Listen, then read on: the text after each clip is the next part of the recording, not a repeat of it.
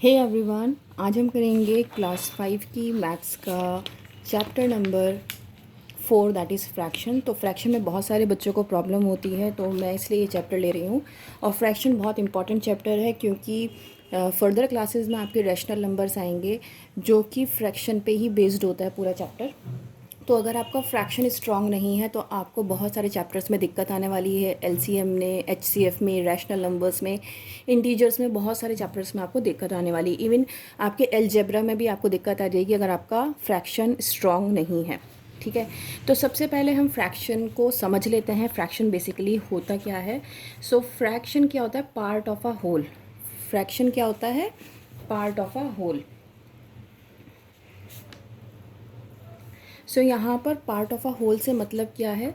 मतलब ये है कि अगर ये मेरे पास एक चॉकलेट है, ये एक चॉकलेट है और ठीक है, आपने कहा मम्मा से कि मम्मा मुझे ना आप प्लीज़ एक चॉकलेट दे दीजिए। लेकिन आप दो भाई बहन हैं, तो आपकी मम्मा ने कहा नहीं, मैं आपको दोनों को बराबर बांटूंगी। मम्मा ने आपसे क्या कहा कि मैं आपको दोनों को बराबर बांटूंगी चॉकलेट।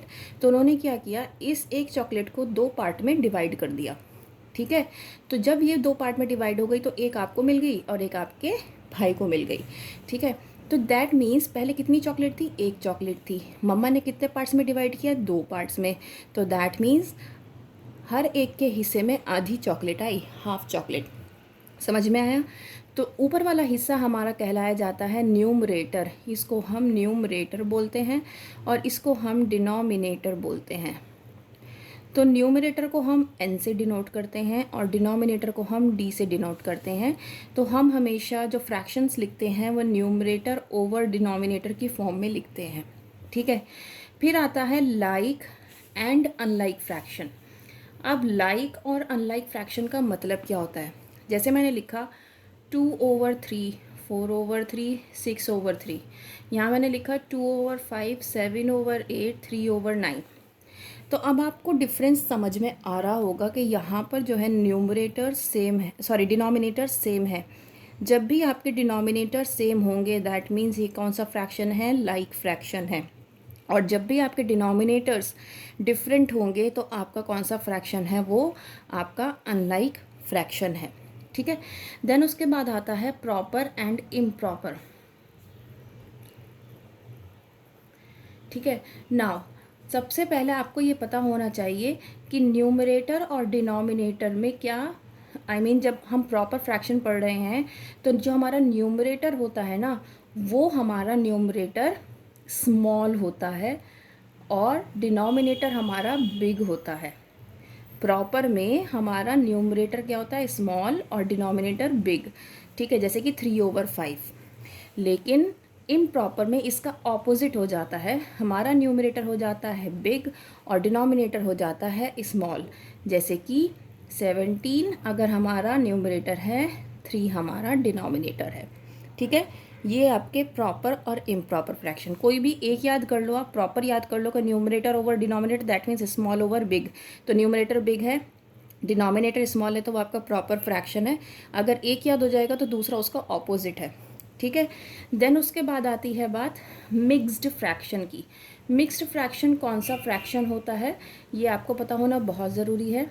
अगर मैंने लिखा है 2/1/2, सो दैट मीन्स ये आपका मिक्स्ड फ्रैक्शन है। सबसे पहले आपको इन दोनों को मल्टीप्लाई करना है, जो आपका आंसर आएगा उसमें इस नंबर को ऐड करना है। सो 2 × 2 इज़ 4, 4 + 1 5, 5/2। ठीक है, ये मेरा आंसर है। लेकिन अगर मेरे पास एक नंबर दे दिया जाए 5/2, दैट मीन्स 5 को डिवाइड करो 2 से और इसको मिक्स्ड फ्रैक्शन में आंसर लिखो, तो वो मैं कैसे लिखूँगी?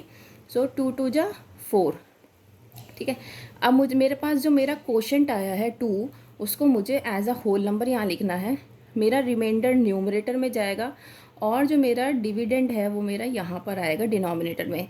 सो that's how we always write mixed fraction. ठीक है, प्रॉपर इम्प्रॉपर हो गया, लाइक अनलाइक हो गया, मिक्स्ड फ्रैक्शन हो गया। देन आता है इक्विवेलेंट फ्रैक्शन। Equivalent fraction. अब इक्विवेलेंट फ्रैक्शन का मतलब क्या होता है? इक्वी से समझ में आता है इक्वल। ठीक है, मतलब आपको इक्वल करना होता है। अगर मैं कहूँ मेरे पास एक नंबर है 2/3, ठीक है। अब मैंने यहाँ पर एक नंबर लिख दिया 8। अब आपको यहाँ पर नंबर निकालना है कि यहाँ पर क्या आएगा। तो ऐसे केस में मुझे कैसे पता चलेगा, मुझे ये चेक करना पड़ेगा 2 के टेबल में 8 कब आता है। 2 4 जा 8, 4 टाइम्स 8 होता है। तो दैट मीन्स मैं भी अगर 3 की मल्टीप्लाई 4 से करूँगी, 3 4 जा 12, तो मेरा आंसर आ गया 12। अब आपको ये क्वेश्चन अराइज होता है कि मैंने यहाँ पर दोनों जगह 4 से मल्टीप्लाई क्यों किया, क्योंकि ये इक्विवेलेंट फ्रैक्शन का रूल होता है। अगर आप न्यूमरेटर को किसी भी नंबर से मल्टीप्लाई कर रहे हो तो आपको उसी नंबर से डिनोमिनेटर को भी करना पड़ेगा, या अगर आपने डिनोमिनेटर को किसी नंबर से मल्टीप्लाई करा है तो सेम नंबर से आपको न्यूमरेटर को भी मल्टीप्लाई करना पड़ेगा। That is known as equivalent fraction. ये हम एलसीएम में भी पढ़ेंगे, एलसीएम में भी यही होता है, हम इक्विवेलेंट फ्रैक्शन ही यूज़ करते हैं एलसीएम निकालने के टाइम पे। तो उम्मीद करती हूँ ये जो बेसिक पार्ट था आपको समझ में आया होगा। If yes please like share and subscribe, और हम नेक्स्ट वीडियो में मैं एक्सरसाइज करेंगे। Okay bye.